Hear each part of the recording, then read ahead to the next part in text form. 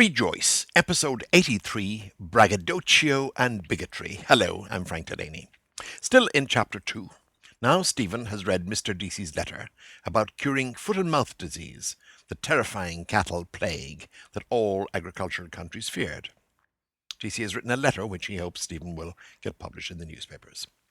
Here's the text for this week. It's generally straightforward, and it's also shockingly prejudiced. I quote, "I want that to be printed and read," Mr. Deasy said.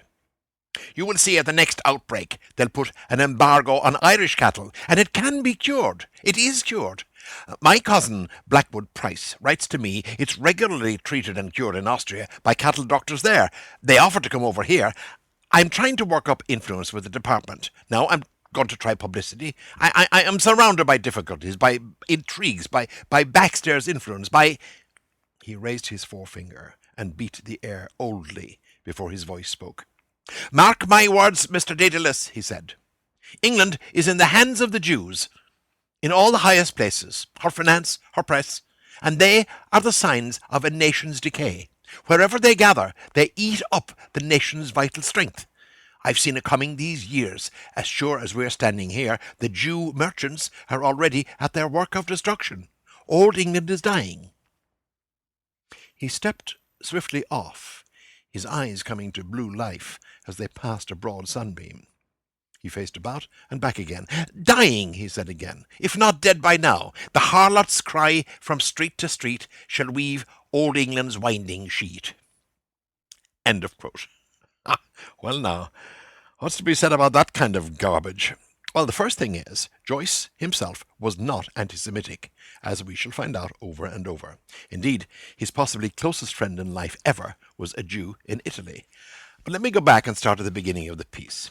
Mr. Deasy, the headmaster, a pompous and bigoted old bore, says to Stephen, "I want that to be printed and read. You'll see at the next outbreak they will put an embargo on Irish cattle, and it can be cured. It is cured. My cousin Blackwood Price writes to me it's regularly treated and cured in Austria by cattle doctors there. They offer to come over here. I'm trying to work up influence with the department." Forgive me for repeating it, but that's clear enough, isn't it? We had all the Austrian business and cures and attempted cures and alleged cures last week. And we've had quite enough of Blackwood Price by now, I should think. The full text, by the way, this is interesting, the full text, by the way, of his letter, that Joyce did indeed hand onward in real life, is in Richard Denman's biography of Joyce.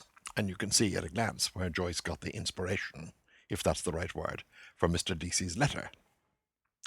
I have to confess that I was originally a bit mystified, the first time I read Ulysses, read it with any sense or intelligence, that I was a bit mystified by all this Deasy and foot and mouth stuff until I reread the Ellen biography with greater attention, and there I came upon Mr. Blackwood Price.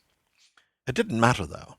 I was already loving the satire on Homer here, portraying Nestor, the old mentor and advisor in Homer, as a cranky Irish schoolteacher who gets so many things wrong. Delicious. So, old Deasy is basically trying to work up influence with the Department of Agriculture to get them to listen to, and better still, act on his suggestions for curing foot and mouth disease, another subject on which he knows nothing. And since they won't listen, you ask yourself, I wonder why they won't listen, he'll now try to bully them with publicity. And of course, like all people who feel they don't get listened to sufficiently, he's a paranoid. He sees difficulties and intrigues, and he uses terms like backstairs influences. And then there's this sentence. Have a look at it again. There's this sentence. This is Joyce's narration. "He raised his forefinger and beat the air oldly before his voice spoke." What's the word I'm zeroing in on? You're right. Oldly. O-L-D-L-Y. Is it a word? It is now. And why not? And let's have youngly, too. And we shall, because Joyce uses it in the National Library chapter, which we'll get to towards the end of the year 2019 or thereabouts. And beat the air oldly before his voice spoke. Note the usage. A conductor beats the air with a baton. Deasy uses his forefinger, and then his voice, not him, his voice speaks. And what a mouthful he utters. Again, forgive me for repeating, but it's worth it. Mark my words, Mr. Daedalus, he said. England is in the hands of the Jews, in all the highest places, her finance, her press, and they are the signs of a nation's decay. Wherever they gather, they eat up the nation's vital strength. I've seen it coming these years. As sure as we are standing here, the Jew merchants are already at their work of destruction. Old England is dying. Well, there's no answer to that. There's nothing you can do to persuade a bigot. There's no point. Whether it's racism or anti-Semitism or rampant sexism, it has to run its course, and it always, always self-destructs because it has nothing to feed on but itself. Oh, don't get me started on this. No, don't. Don't get me started on this. Anyway, back to the text. That's the safest place to be. Is there anything in any of those sentences that needs attention, apart from the claptrap that was so common back in those days? Well, the phrase "Old England is dying" could have been interesting if DC weren't such an ignorant bore, because Old England was dying, but for far more interesting reasons than he knew or could assess. And I think that's another of Joyce's satirical pointers to the ignorance of DC the teacher. Old England, a land of patricians and servile tenants, was giving way to the power of industry and organized labor. But that's a whole other huge subject. No time, no time. Oh well. So, let me round off this week by quoting again the last bits of text, and we have this gorgeous sentence. I've said this before, and I'll say it again many, many times. When Joyce steps into descriptive mode, he is brilliant. Here we go. He stepped swiftly off, his eyes coming to blue life as they passed a broad sunbeam. He faced about and back again. What's happening there? DC is lit by the sun for a split second, his eyes coming to blue life as they passed a broad sunbeam. How does one better that? And then he continues his harangue. Dying, he said again, if not dead by now. The harlot's cry from street to street shall weave old England's winding sheet. And now he's showing off again. And Joyce is showing something else. He's showing us here how the writer's mind works when it's on a train of thought, because this passage, made famous in Ulysses, comes from the writer we met frequently in earlier episodes, the magnificent William Blake.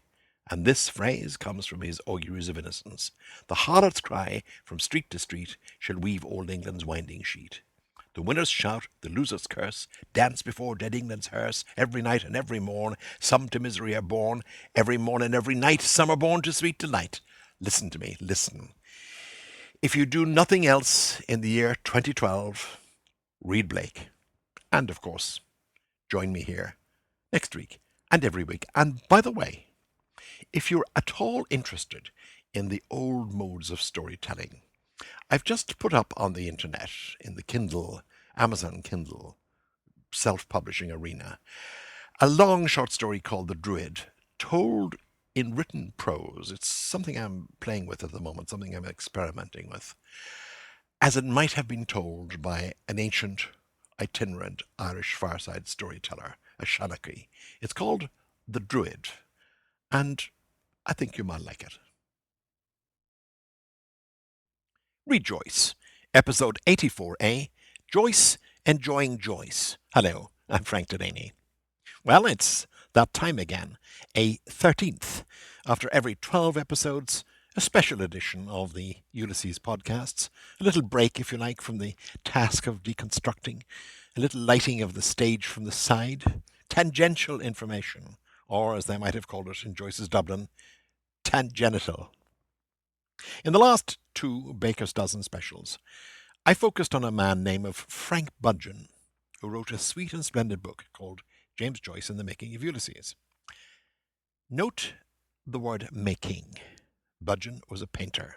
To him, creating art was making a painting. Therefore, Joyce, with Ulysses, was, in Budgeon's opinion, making art. So let's call this Baker's Dozen the third of a little trilogy about Budgeon and Joyce, because Budgeon really does cast light on the writer. I left you in 72A, the previous Baker's Dozen piece, with the observation from Joyce said to Budgeon, "I want the reader to understand always through suggestion rather than direct statement." And Budgeon added the little gloss that is so crucial to understanding Ulysses. Like Impressionist art, he says, or any other art for that matter, it is an effort to approach reality. Budgeon, a little time later, begins to include valuable detail of Joyce's life. Valuable, that is, if you believe the life and the consideration of the life important to any assessment of the work. Or even if you're just interested in the artist, as I am. Budgeon first of all says how his own landlady in Zurich was, for no stated reason, a little afraid of Joyce, and how the chorus girls in the local theatre refer to him as Herr Satan. Joyce did have a little beard. One evening, Budgeon came home from his work at the British consulate in Zurich, and his landlady gave him a parcel.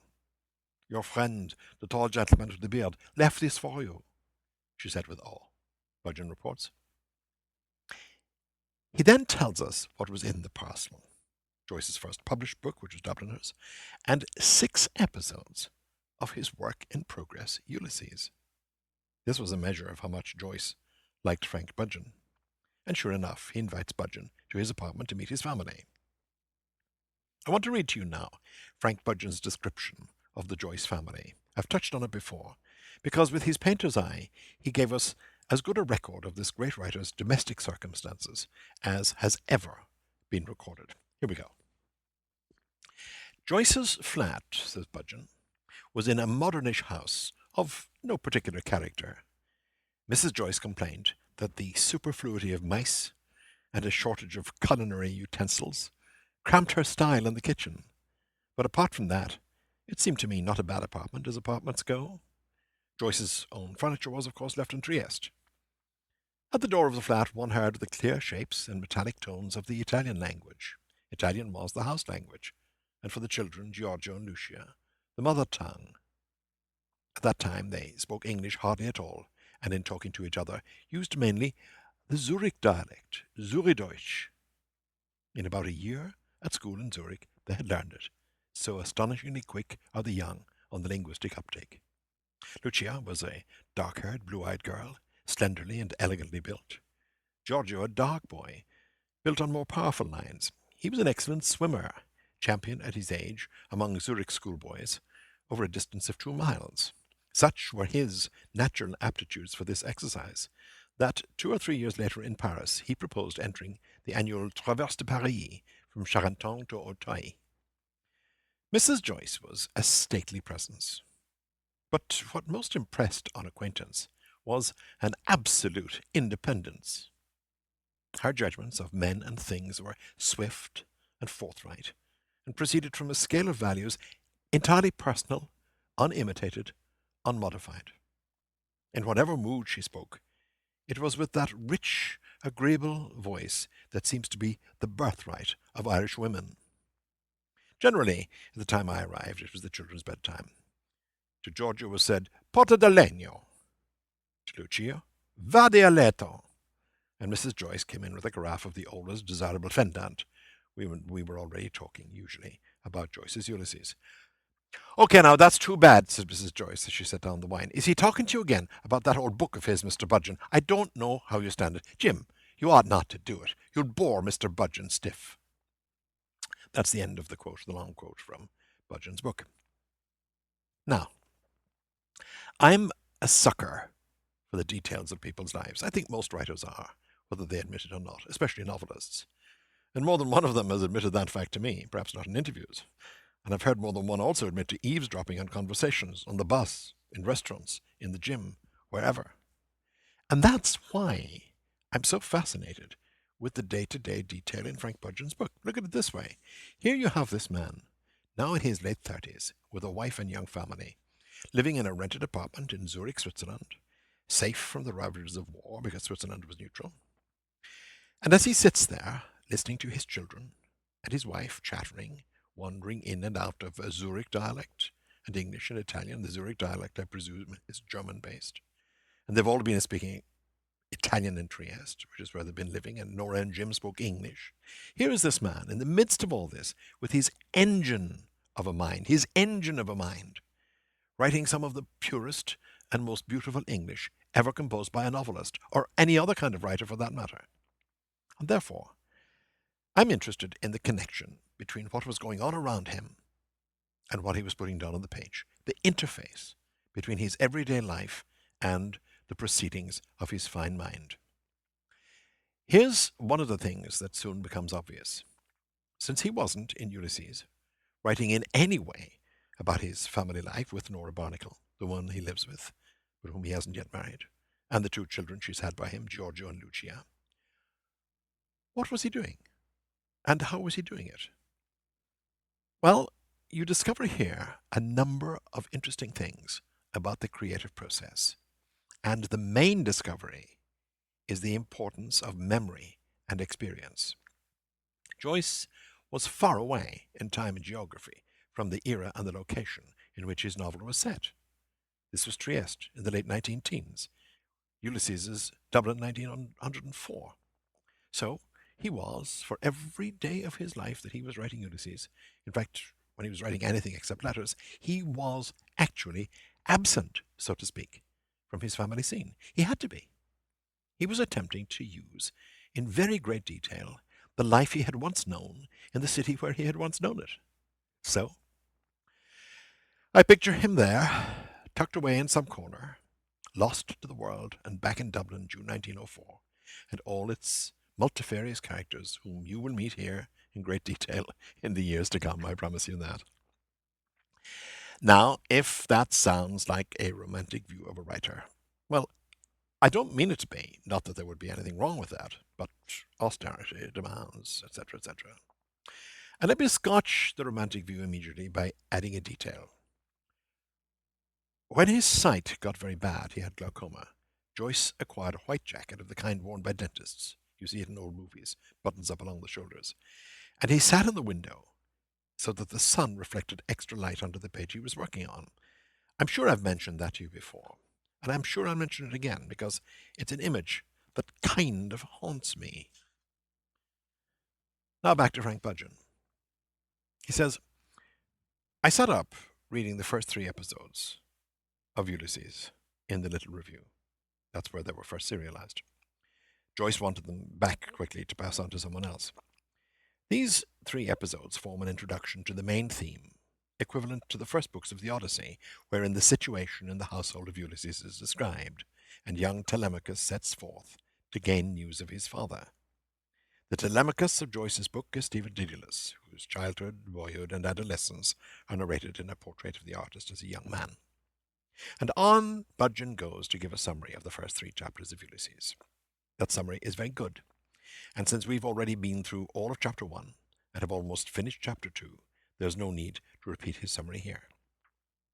Furthermore, he gives a very, very good summary of the chapter he found the most exciting of the 3 of them, that is to say, chapter 3, which is yet to come with us. And if I read you what he says, then it would spoil the chapter for you. Suffice it to say that I also find it the most exciting of the first 3 chapters. After he had read them, Budgeon went to see Joyce.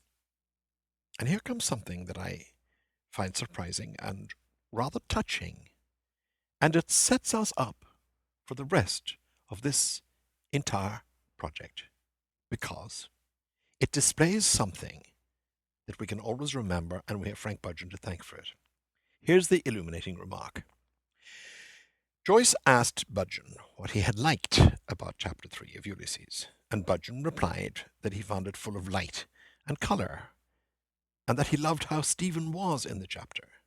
And he added that he himself loved the seashore, and that he had painted a lot on seashores, and he knew something about them. And then Budgeon made this observation. Does any other prose writer know and enjoy his own work as Joyce knows and enjoys his? Here's how Budgeon continues. We expect the poet to recognize and place any one of his lines, but it must be a rare thing for the writer of prose to be able to do as much. He would need first to compose with as much care and to be very satisfied with the result.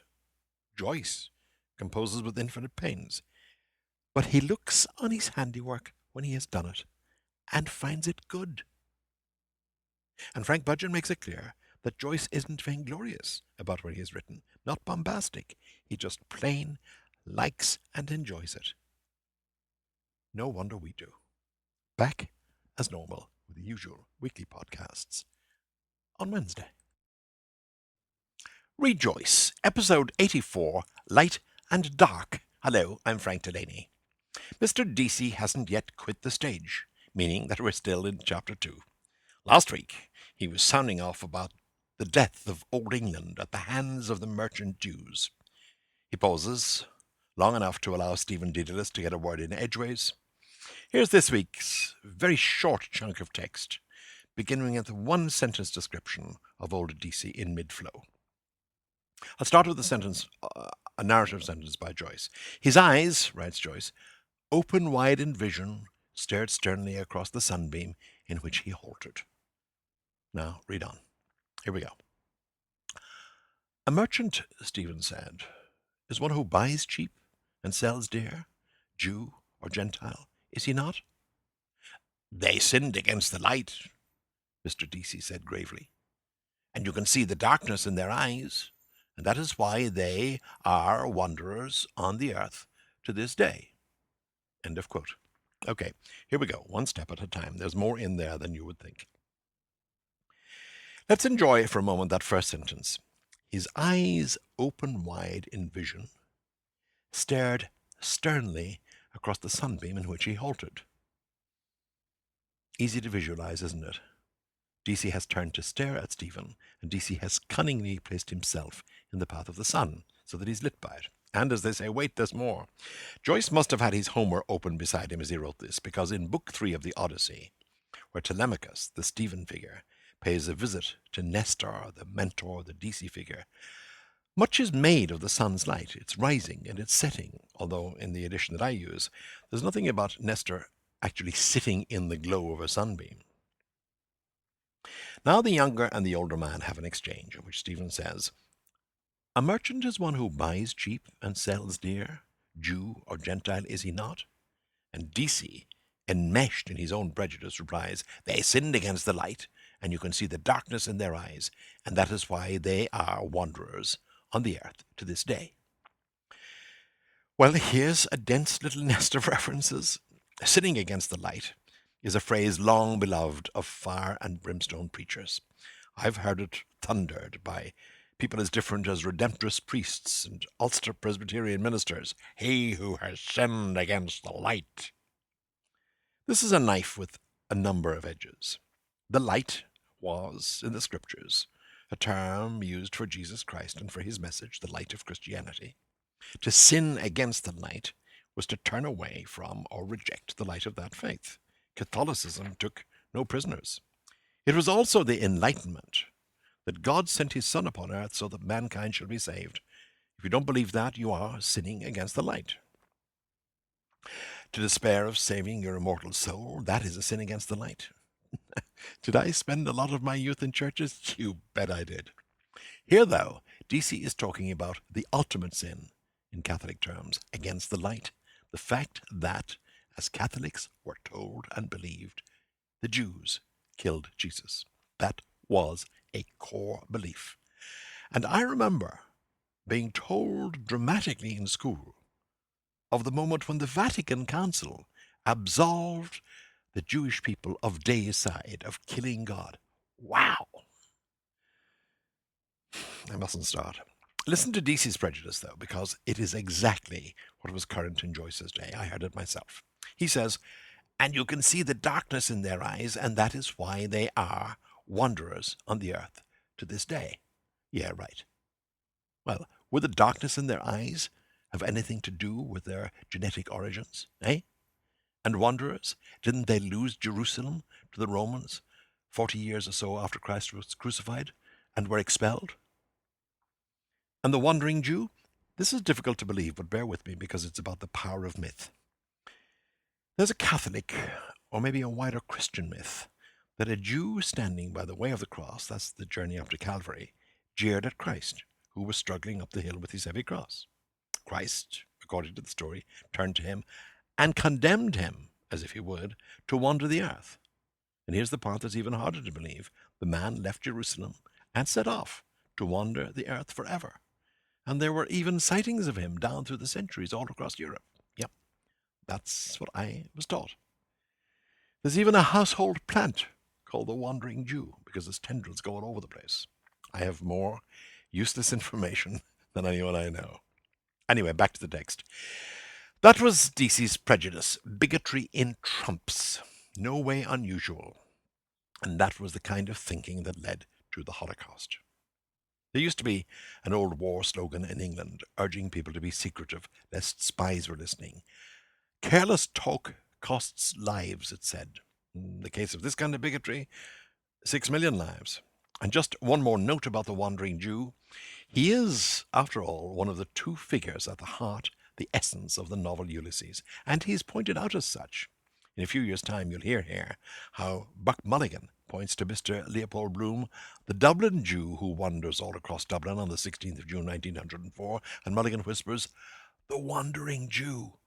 And there's another mention, too, in the novel. I can't remember where it is. We'll come to it, though. It's a decade and more away. Joyce, by the way, is of course saying that Mr. Deasy has zero enlightenment about him, and he follows this outburst of Deasy's with a wonderful kind of circus turn of a paragraph that satirizes the whole thing and displays it at the same time. The paragraph is worth repeating, and I'll leave you with it this week and address it next week. Here we go. On the steps of the Paris Stock Exchange, the gold-skinned men quoting prices on their gemmed figures. Gabble of geese. They swarmed loud, uncouth about the temple, their heads thick-plotting under maladroit silk hats, not theirs, these clothes, this speech, these gestures. Their full, slow eyes belied the words, the gestures eager and unoffending, but knew the rancours massed about them, and knew their zeal was vain. Vain patience to heap and hoard, time surely would scatter all. A hoard heaped by the roadside, plundered and passing on. Their eyes knew their years of wandering, and patient knew the dishonours of their flesh. End of quote. Isn't that just gorgeous writing? More next week. Rejoice. Episode 85, Golden Geese. Hello, I'm Frank Delaney. Last week I got carried away at the sound of Mr. Deasy's bigotry and my own voice. I promise to behave this week. Remember how we ended last week? Well, we ended with this gorgeous paragraph of Stephen's interior monologue. I'll read it to you again. Mr. Deasy, you'll recall, the headmaster, has been making an anti-Semitic rant, prompting these thoughts and memories in Stephen. Here's the quote. On the steps of the Paris Stock Exchange, the gold-skinned men, quoting prices on their gemmed fingers, gabble of geese. They swarmed, loud, uncouth, about the temple, their heads thick-plotting under maladroit silk hats, not theirs, these clothes, this speech, these gestures. Their full, slow eyes belied the words, the gestures eager and unoffending, but knew the rancours massed about them, and knew their zeal was vain. Vain patience to heap and hoard, time surely would scatter all.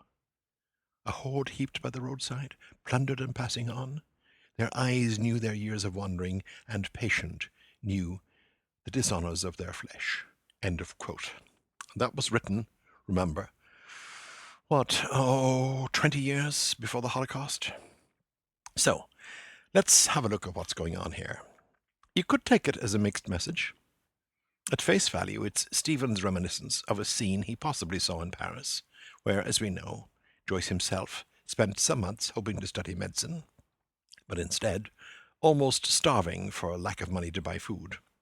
Here he's describing the Bourse. That's the stock exchange.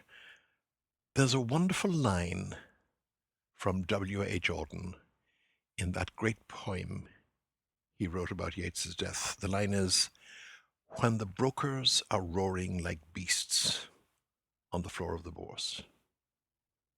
I'm sorry, I'm digressing. Let's take the first three sentences of this week's text. Vivid and descriptive they are too.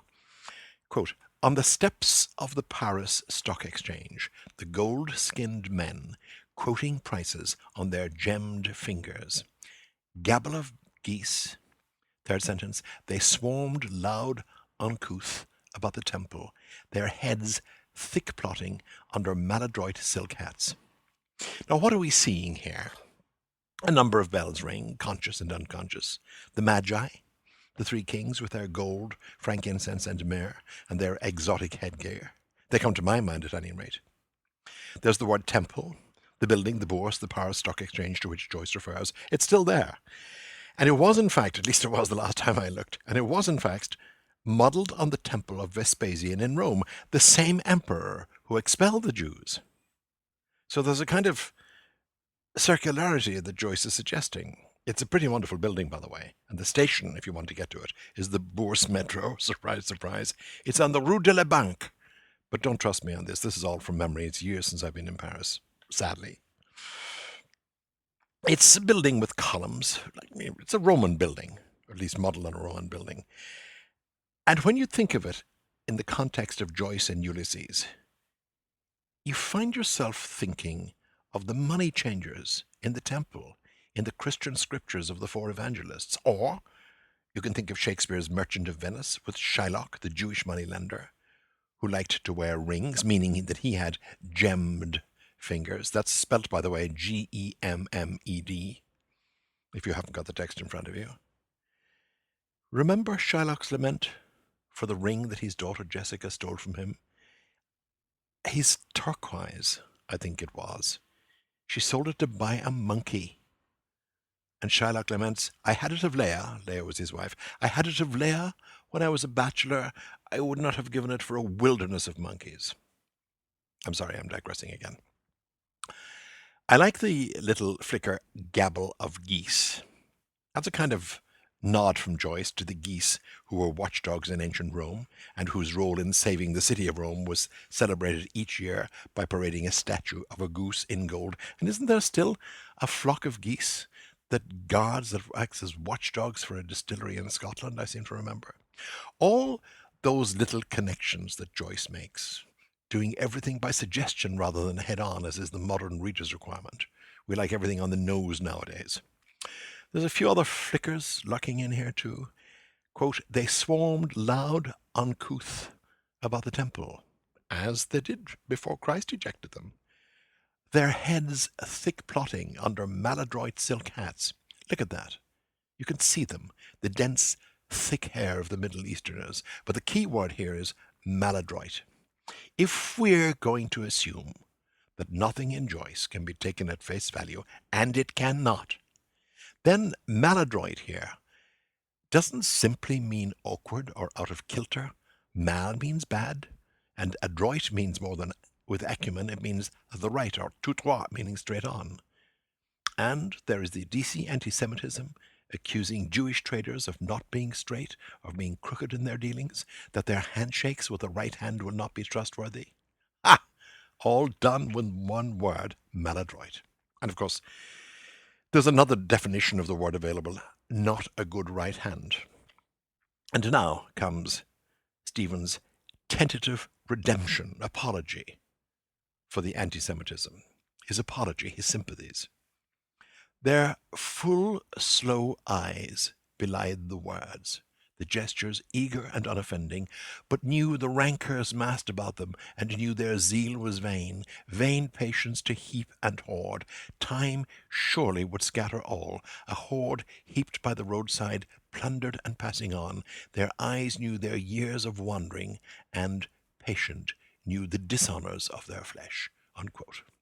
This is the poetry of a put-upon race, and Stephen knows it.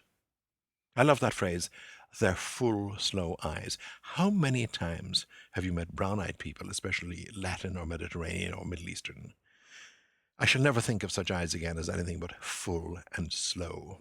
And then we have the tiny valedictory gestures in Stephen's thoughts that for all their fiscal energy, the world always wins, as their Jewish history must have taught them by now.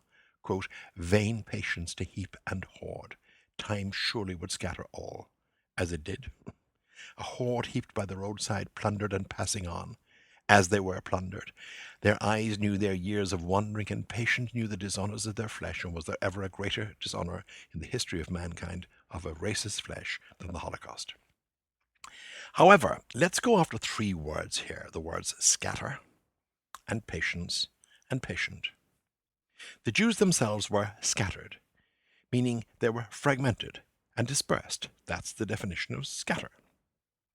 The word patient does not mean primarily content to wait. It actually means, in its strictest origins, to suffer, to endure. In fact, to gloss it a little deeper, it means to suffer calmly and without complaint. And all in all, in those four sentences, their full slow eyes belied the words, the gestures eager and unoffending, but knew the rancours massed about them, and knew their zeal was vain. Vain patience to heap and hoard, time would surely scatter all, a hoard heaped by the roadside, plundered and passing on. Their eyes knew their years of wandering, and patient knew the dishonours of their flesh. How about those sentences, amounting to a kind of summary of the Jewish condition and history down through the ages? And the clothes? If they don't proclaim the word different, what does? In other words, these are people who, however brilliant or patient or troublesome or financially aggressive, are still wandering the earth, are still outsiders. They dress like outsiders. Let me leave you this week with a reminder of what became before that paragraph. It was DC telling Stephen, in as anti-Semitic a way as he could conceive of, that the Jews sinned against the light of Christianity. To which Stephen replies, this is new text for us, who has not? In other words, who has not sinned against the light? I'll pick up from that point next week, and you'll hear one of the most famous remarks we all know. It's a comment that Stephen makes, and it has been used all over the world and is still quoted. Try and be here, same time next week. Rejoice, Episode 86, History's Nightmare. Hello, I'm Frank Delaney. We're running a little longer this week. It's complicated, you'll see why. Here we go. When Mr. Deasy, the headmaster, tells Stephen Dedalus, his temporary, occasional teacher, that the Jews sinned against the light, Stephen replies, who has not? Now read on. They're in the headmaster's study early on that Thursday morning, the 16th of June, 1904. The sun is streaming in. Outside, the boys are playing hockey. Here's the text for this week. And watch out for a very famous remark. What do you mean? Mr. Deasy asked. He came forward a pace and stood by the table. His underjaw fell sideways, open uncertainly. Is this old wisdom? He waits to hear from me. History, Stephen said, is a nightmare from which I'm trying to awake. From the playfield, the boys raised a shout, a whirring whistle. Goal! What if that nightmare gave you a back kick? The ways of the Creator are not our ways, Mr. Deasy said. All human history moves towards one great goal, the manifestation of God. Stephen jerked his thumb towards the window, saying, that is God. Hooray! Hey! What? Mr. Deasy asked. A shout in the street, Stephen answered, shrugging his shoulders. Okay, end of quote. Let's stop there for a moment. It's complex, but not too complex. Deasy asks Stephen to explain his remark as to who has not sinned against the light. Here, next, we have a mix of narrative forms. He came forward a pace and stood by the table.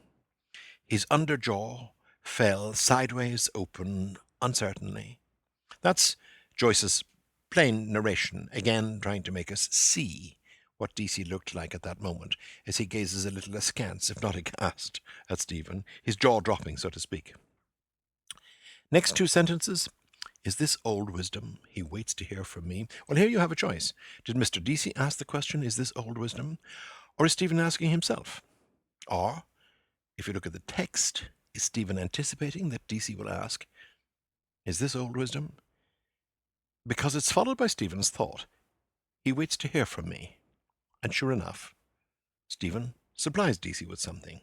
That line, history is a nightmare from which I'm trying to awake. It's the line I promised you last week, the famous line, I said. Just before I come to it, I find that one has to be careful with Joyce as to what was deliberate and what was accidental.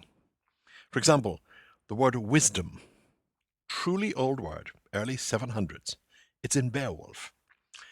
And here's my point about deliberate and accidental in Joyce. To what quality would a writer most aspire? Well, wisdom. Certainly one of them. Now, there are 18 chapters, divisions, segments, call them what you like in Ulysses. And the word wisdom appears 18 times in the novel. It may be coincidence, but you can never take that chance with Joyce. And now we come to the history is a nightmare remark. It's famous, of course, by now. It's very often quoted, and this is Joyce showing his broad reading base, and a bit more. Correction, a lot more. He's referring here to a remark made by a poet whose work he undoubtedly knew, Jules Laforgue, who died in 1887 at the age of 27. Laforgue was a symbolist, very fashionable when Joyce was in Paris a generation later. Laforgue was a symbolist, and that's really the point. What is a symbol? Obviously, it's something that represents something. Only if it represents something, then you, who observes this symbol, you have to supply the rest with your memory, or your mind, your imagination. And we already know that Joyce wasn't an on-the-nose, in-your-face writer. If you go back on these podcasts to one of the special editions, 72A, you'll find his friend, Frank Budgeon, the painter, talking about Joyce's internal monologues and saying that they're like an impressionist painting. The whole is built up out of nuances. The total effect is arrived at through a countless number of small touches. Well, here's a definition of symbolism. Something that stands for, or represents, or denotes something else. And now the fun starts, and you can see how and why. We've long established here between us, haven't we, that in Joyce, something always also means something else, stands for something else, symbolizes something else. And here he is with a reference to a symbolist poet. But there's a subversiveness going on too. And I'll become much plainer in a moment with Mr. Deasy's next remark. But stay with me on this. By drawing on a symbolist poet, such as Laforgue, Joyce was also playing on the word symbolist. And that was a term contemporary in his time for someone who saw the Catholic Eucharist, in which he was schooled and steeped, saw it as symbolic rather than real. Someone who did not embrace the Catholic faith in the real presence. Somebody who believed that the bread and wine did not, on the altar, turn into the body and blood of Jesus Christ in the daily miracle that is such an essential part of Catholic belief. Somebody who did not believe that was called a symbolist. History is a nightmare. That actually comes from a remark of Laforgue's found in documents published after his death. He said, history is an ancient, multicolored nightmare. And, in fact, the first part of Laforgue's actual quote echoes Stephen's mood. Le vie est trop triste, trop sale. Life is too sad, too grubby. And by the way, just for good measure, Karl Marx, he had a not dissimilar view on history as nightmare. So, Stephen quotes Laforgue, and in the headmaster's study, just at the moment when DC is using the word goal about God, they then hear shouts from outside, from the sports field where the boys are playing hockey because somebody has scored a goal. There's that lovely little description, a whirring whistle. And it's followed by the remark, either spoken, thought, or anticipated. What if that nightmare, that's history's nightmare, what if that nightmare gave you a back kick? And here comes the completion of the symbolist, the anti-faith idea, when DC comes out yet again with a platitude. He says, the ways of the Creator are not our ways, all human history moves towards one great goal, the manifestation of God. You can see Joyce smiling as he put in the word goal there. Well, you could have found that particular sentiment, all human history moves towards one great goal, the manifestation of God. You could have found that anywhere in the 19th century Christian religions as expressed and worshipped in across the British Isles. Few of the theologians of any of the churches would have disagreed with the idea that everything that has ever happened, for good or ill, is proof of the existence of God. And now look what happens. In response to Mr. Deasy's piety, with its catch-all release clause, God's ways aren't our ways, so to speak, Stephen retorts with a double-edged remark that both agrees with and satirizes Deasy. Quote, Stephen jerked his thumb towards the window, saying, "That is God," is followed by a cheer that's used two ways. It's a whoop of triumph from the hockey field, and it may be read, which is how I read it may be read as cheering Stephen on in his impiety. And of course, it then ends with that wonderful onomatopoeia of a referee's whistle. Hooray! Aye! And I can't do it properly. Let me try it again. No, forget it. And Mr. Deasy asks Stephen what he means. Stephen replies with the line, "A shout in the street," and shrugs his shoulders. Now, if you want to go for it, and I don't want to complicate things too much, if you want to go for it, shout in the street, there's a biblical allusion here. It's tenuous, but it's Proverbs, book 1, verses 20 to 23. Wisdom calls aloud. She raises her voice in the public square. On top of the wall she cries out, at the city gate she makes her speech. How long will you who are simple love your simple ways? How long will mockers delight in mockery and fools hate knowledge? Repent at my rebuke. Then I will pour out my thoughts to you. I will make known to you my teachings. How about the depth of that quote? How about him dragging it in at that moment? Look at the cross references all over the place. Mockery, rebuke, teachings. There's no question, by the way, that Joyce knew his Bible. And since wisdom plays such a part in this moment, I'm sure that's what he was going for. Here's why I think so. The biblical quote mocks Deasy, who's trying to be every man while believing himself a man apart. The biblical quote says, "How long will you who are simple love your simple ways?" Ha! There you go. Love it. I just love it. More next week. By the way, tomorrow is Joyce's birthday. Born on Thursday, the 2nd of February, 1882.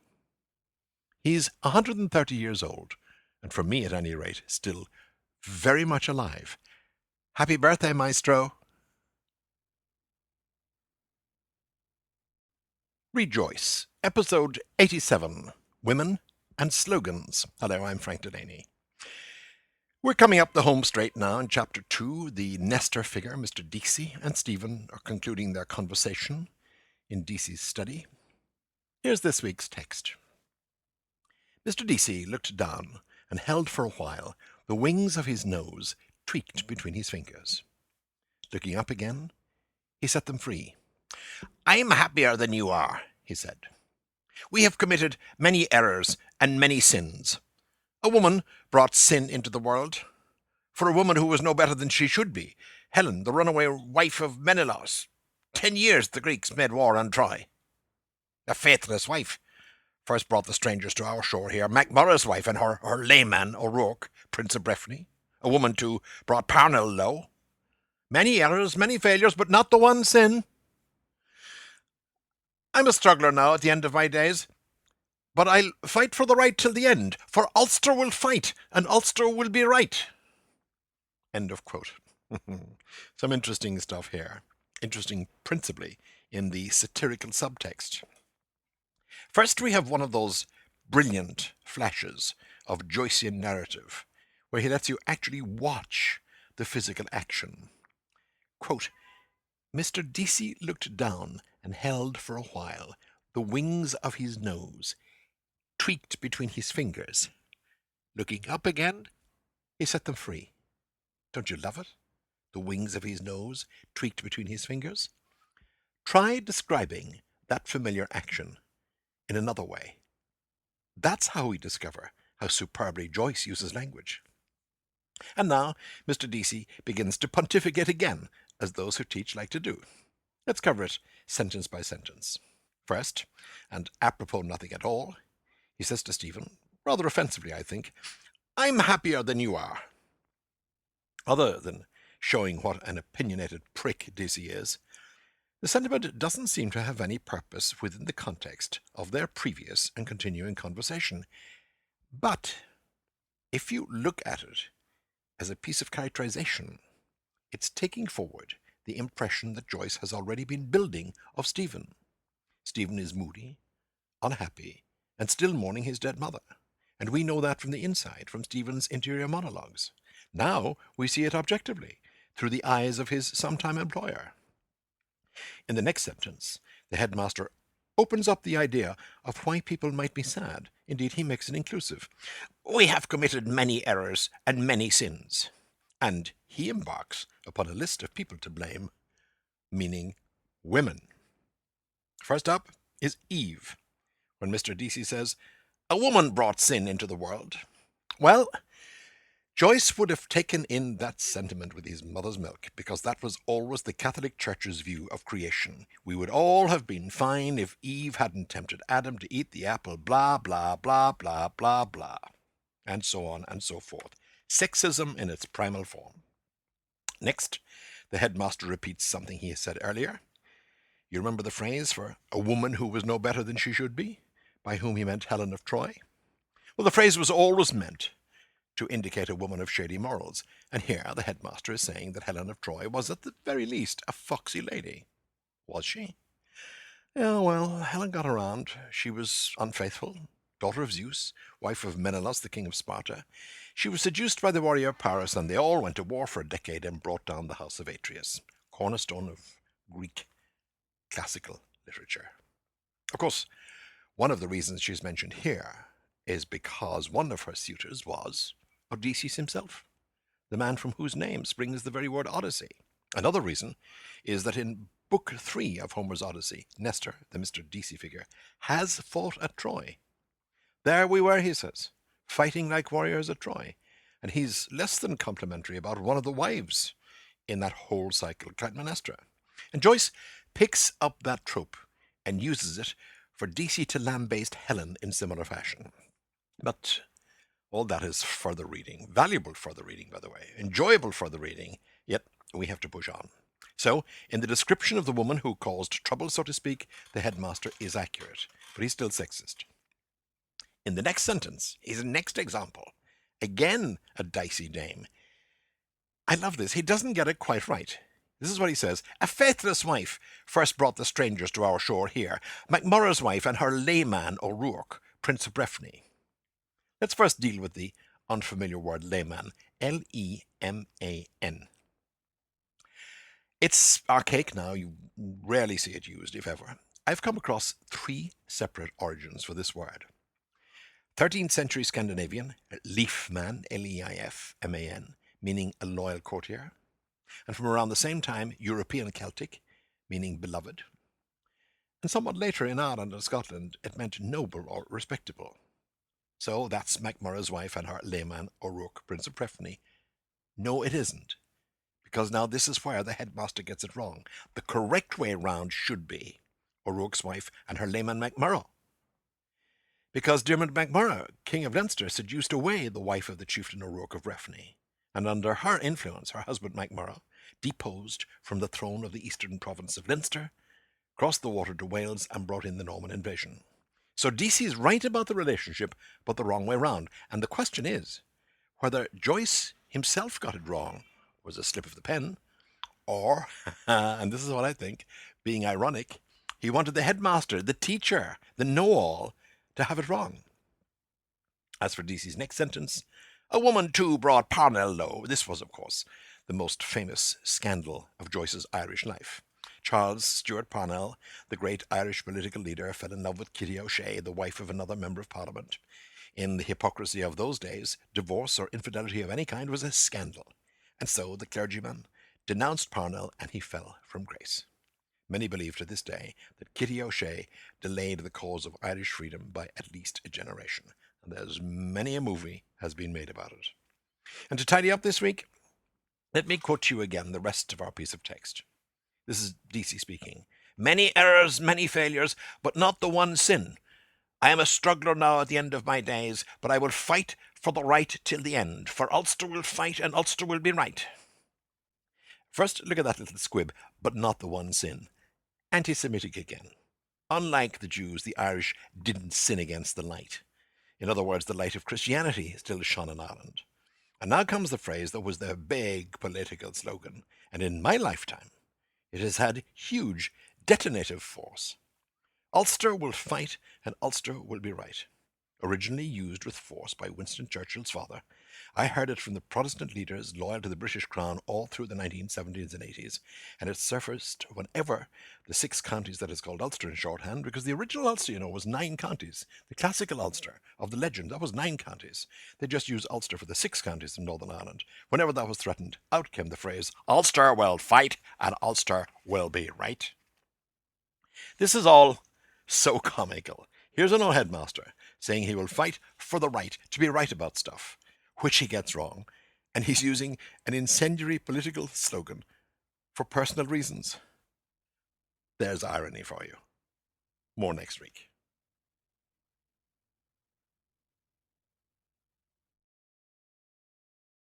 Read Joyce, episode 88, Befriending Bullocks. Hello, I'm Frank Delaney. And here we are. Almost the end of chapter 2. We'll finish it next week, so here's our penultimate piece of text. It's long. It needs very little opening out. I'll read it for you. Mr. DC has by now handed Stephen the letters he's just written in his old typewriter. The letters about preventing or curing foot and mouth disease in Ireland's cattle. The letters that he hopes Stephen will place with the newspaper editors, whom Mr. DC presumes that Stephen, a young literary gent, may well know. Incidentally, don't you love the oblique irony of Mr. DC being a verbose old codger and rattling on about foot and mouth disease? Say it quickly enough and it becomes foot in mouth. Here we go. Quote. Stephen raised the sheets in his hand. Well, sir, he began, I foresee, Mr. DC said, that you will not remain here very long at this work. You were not born to be a teacher, I think. Perhaps I'm wrong? A learner, rather, Stephen said. And here, what will you learn more? Mr. DC shook his head. Who knows, he said. To learn must be humble. But life is the great teacher. Stephen rustled the sheets again. As regards these, he began. Yes, Mr. DC said. You've 2 copies there, if you can have them published at once. Telegraph, Irish Homestead. I will try, Stephen said, and let you know tomorrow. I know 2 editors slightly. That will do, Mr. DC said briskly. I wrote last night to Mr. Field MP. There's a meeting of the Cattle Traders Association today at the City Arms Hotel. I asked him to lay my letter before the meeting. You see if you can get it into your 2 papers. What are they? The Evening Telegraph. That will do, Mr. DC said. There's no time to lose. Now, I've to answer that letter from my cousin. Good morning, sir, Stephen said, putting the sheets in his pocket. Thank you. Not at all, Mr. DC said as he searched the papers on his desk. I like to break a lance with you, old as I am. Good morning, sir, Stephen said again, bowing to his bent back.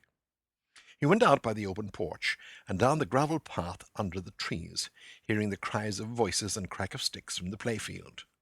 The lions couchant on the pillars as he passed out through the gate, toothless terrors. Still, I will help him in his fight.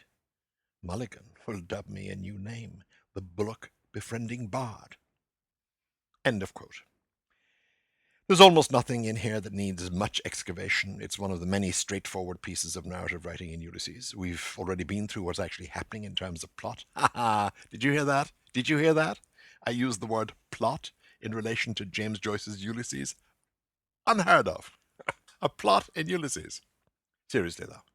We know that Mr. DC has written these letters, and here they're discussing the names of the newspapers that Stephen will try with them. The Evening Telegraph was a daily newspaper. The Irish Homestead was a weekly. Stephen reads their names on Deasy's envelopes, and that's the thought we hear when we hear the two names. The headmaster suggests that Stephen wasn't born to be a teacher, and Stephen, seeming to agree, says he's more of a learner himself.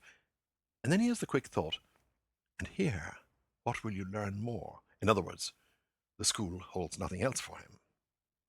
Having ascertained which newspapers they're targeting, Deasy says he must finish the letter he has mentioned earlier that he's writing to his cousin, the one who offered to help with the European cures for foot and mouth disease.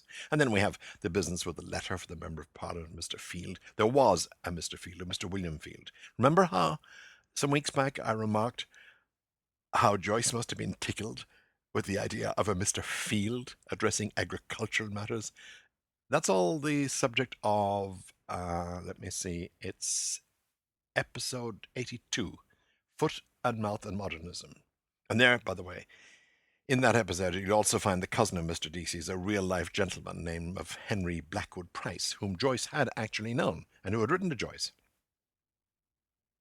And another fact, there used to be Thursday meetings in Dublin of the Cattle Traders Association at the City Arms near the Smithfield Carpet Market. And later in Ulysses, you'll find out how Joyce either knew of or tracked such events. By the way, have you noticed how Joyce keeps on all the time in little increments characterizing Mr. DC, even though he's about to let him go forever? Because here, for example, in his last appearances, so to speak, on stage, DC is still mouthing platitudes. To learn, one must be humble, but life is the great teacher. And he's still casting himself as some kind of ancient sage or hero savant. I like to break a lance with you, old as I am, which is a reference, of course, to medieval jousting, and he's the old war-weary knight, as Stephen is a young Galahad or Lancelot or Telemachus, listening to the retired old warrior Nestor in Homer, on whom, as I've said so often, DC is modelled. Let me see. Anything else that needs explication? Yes, there is. There's one big knot to be untied. Let's look at this paragraph. He went out by the open porch and down the gravel path under the trees, hearing the cries of voices and crack of sticks from the playfield. The lions couchant on the pillars as he passed out through the gate, toothless terrors. Still, I will help him in his fight. Mulligan will dub me a new name, the bullock-befriending bard. Okay, the boys are still playing hockey as Stephen leaves. You can also see that as a battle, by the way, on a battlefield, as sport was believed to symbolize war. On the gate pillars rest two stone lions, couchant, C-O-U-C-H-A-N-T, French, and Stephen, in his thoughts, equates their toothlessness with Mr. DC's lack of power and influence, but says, generously, still, I will help him in his fight. And now he anticipates that the jeering, jibing Buck Mulligan, whom he's about to meet, by the way, later on in town, in the Ship, do you remember? They're going for a drink together. Mulligan will there give him a nickname for getting letters published about cattle disease, and the nickname will be the Bullock-befriending bard. This, you see, is where Joyce trips us up. Just as we think we're scooting through his text, we fall on our faces. Bullock-befriending. As we go through Ulysses, we'll discover just how closely Joyce hewed to Homer's Odyssey. One of the delights for me of doing this weekly exercise is that deconstructing Ulysses has sent me back to Homer. Joyce has brought Homer closer, and I'm thrilled about that. I was always interested in him, and now I actually have to revisit him regularly to get the parallels in focus. Incidentally, Seamus Heaney's introduction to Homer in the Everyman edition is just wonderful. And so, in the single word, Bullock befriending, we have both a Homeric and an Irish structure. In the actual Odyssey, there is a scene where Ulysses, that is to say Odysseus, implores his men not to slaughter any of the cattle of the sun god. But while he's asleep, they ignore his wishes. It's in book 12, by the way. When he wakes, Odysseus is both furious and sad and apprehensive, and rightly so, as you'll find out in a few years. Joyce is onto this oxen theme very early on in Ulysses. Later, he has a whole chapter modelled on the oxen of the sun god. And we've been talking about foot and mouth disease in cattle. And remember where Stephen is, where the school is? He's near a place in Dalkey called Bullock Harbour. And the word bullock befriending does indeed appear later 3 times in all, and Mulligan does indeed call Stephen by that name. Stephen called it right. As to the Irishness of the word bullock befriending, well, as a people, we've always had a penchant for that kind of heroic word usage, big, multisyllabic, heroic language. As much for fun as anything else. You'll hear a chunk of it when we meet the citizen in Ulysses later on. And just in passing, let me refer you to a great old Irish epic called Cuairt an Bhainithe, The Midnight Court, by Brian Merriman. It's that kind of sweeping, big mouth, rhythmical language that we Irish like. And why wouldn't we? Next week, goodbye, Chapter 2. Hello, Chapter 3. And now the forest deepens. Join me then. Rejoice, Episode 89. Bye-bye, Nestor. Hello, I'm Frank Delaney. Stephen has taken his leave of his headmaster employer, Mr. Garrett Deasy, who has earlier paid Stephen in notes and coins. And Stephen has obliged him and has undertaken to try and get 2 letters to the editor that Mr. Deasy has written, placed in some newspapers. The 2 men, after some debate about politics and women and happiness, part amiably enough. Stephen is on his way to the gate, and he hears a call. Here's the text. It's the very end of Chapter 2. Mr. Daedalus! Running after me. No more letters, I hope. Just 1 moment. Yes, sir, Stephen said, turning back at the gate. Mr. Deasy halted, breathing hard and swallowing his breath. I just wanted to say, he said, Ireland, they say, has the honor of being the only country which never persecuted the Jews. Do you know that? No, and do you know why? He frowned sternly on the bright air. Why, sir? Stephen asked, beginning to smile. Because she never let them in, Mr. Deasy said solemnly. A cough ball of laughter leapt from his throat, dragging after it a rattling chain of phlegm. He turned back quickly, coughing, laughing, his lifted arms waving to the air. She never let them in, he cried again through his laughter, as he stamped on gaitered feet over the gravel of the path. That's why! On his wise shoulders, through the checkerwork of leaves, the sun flung spangles, dancing coins. End of quote. That's it. That's the last bit of Chapter 2, and note the coins as a final little fling. Stephen has been paid. There are images of coins on Mr. Deasy's departing shoulders. I love the use of wise here, sardonic at least. And Deasy has a last crack at being anti-Semitic, and gets it wrong on a number of counts, the teacher getting it wrong again. That's Joyce's satire. First he says, Ireland has the honor of being the only country which never persecuted the Jews. Not so. Check the history of my mother's native city of Limerick, 30 miles from where I grew up, where in 1904 they had a boycott that got called a pogrom, led by a Redemptorist priest, and most of the Jews fled the city. Deasy is almost right, though. There was comparatively little anti-Semitism in Ireland, nothing compared to England, although they did have to found their own golf club in Dublin because nobody would allow them to join other golf clubs. And yet, it was an Irish politician, Daniel O'Connell, and you've heard of him here and will again. He was the one who led the charge in the English Parliament that repealed the law requiring Jews to wear distinctive identifying clothes. And that's a long time before Hitler and his stars and triangles. As to Deasy's statement that Ireland never let them in, well, wrong again. There have been Jews in Ireland for centuries. In fact, there were in my time Jewish Lord Mayors of the 2 principal cities, Dublin and Cork, the Briscoes and the Goldbergs, much loved public servants who did fabulous office for their cities and their country. You see?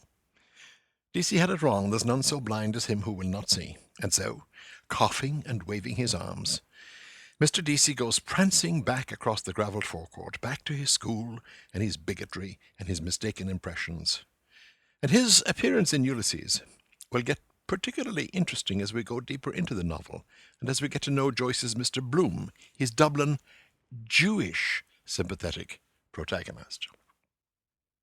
Anyway, Mr. Deasy has failed to persuade Stephen to continue as a teacher. And here there's a really subtle piece of characterization. In Joyce's novel that ends in time just before Ulysses begins, a portrait of the artist as a young man, the Jesuits failed to persuade Stephen to become a priest. Already, Joyce is setting up the idea of Stephen, i.e. himself, James A. Joyce, as a restless intellectual, an artist, wandering the shores of thought and inquiry and art. And so, Stephen quits the school, this hall of learning whose headmaster is so often wrong, whose students come from untypical privilege in Ireland. Thus, we say goodbye to Chapter 2. And what have we learned from it? What was its purpose? I had an English teacher, I just remember this, who used to make this rather Joycean joke. If you're a shark, what's your porpoise? Get it? Anyway, it is quite Joycean, isn't it? Well, what have we learned? We've learned about the boy still trapped inside Stephen, as evidenced by the hapless student sergeant, the weak-sighted boy who reminds Stephen of a snail, because Sergeant is slow and dull and grey, and perhaps a little slimy. We've certainly learned of Joyce's great range of writing and learning. John Milton, William Blake, Aristotle, King Pyrrhus, they all come on the stage like vaudeville characters almost. They impress us and they leave again with a flourish. And, by the way, these are references in depth. Joyce couldn't have used them so obliquely and easily unless he had a substantial familiarity with them. Also, these references are all in Stephen's head, and so, having first encountered it to a not very extensive degree in the first chapter, we now begin to meet fully the idea of the internal monologue, and at the depth we will see later in Chapter 3, where it will intensify, and that, I assure you, is an understatement. Finally, there's something else going on in Chapter 2 that's significant. When the boys have gone out to play hockey, and when Stephen has helped the poor laggard student sergeant with his problems, Stephen goes into the headmaster's study to get paid. While he's there, 3 things take place. 3 ordinary things, no drama. Mr. Deasy pays him, then goes to his typewriter to write his letters to the newspapers, and Stephen gazes at the equestrian paintings on the walls. That's all. The letters, and the next conversation with Deasy will be about the Irish understandable fear of the dreaded foot and mouth disease which destroys cattle herds. And here's what's significant, and what will become one of the cornerstones of Ulysses. Joyce is doing, in that little scene, what had almost never been done before by literary novelists. He's using, as literary material, as art, the most ordinary aspects of life. Real, mundane facts, details, occurrences, tiny incidents such as Mr. Deasy tweaking his nose, all going to build the imagery of the novel. Indeed, this eventually will almost become what the entire novel is about, the ordinary lives of ordinary people on an ordinary day in an ordinary city. But through James Joyce's writing, the human condition thus becomes elevated to art. That's his genius. Correction, that's part of his genius, because more of his genius will be on show next week in the segment known as Proteus. And before we dive into Chapter 3, I'll set it up for you then and prepare you to enter the thickets of what will be his densest prose so far. Do join me then.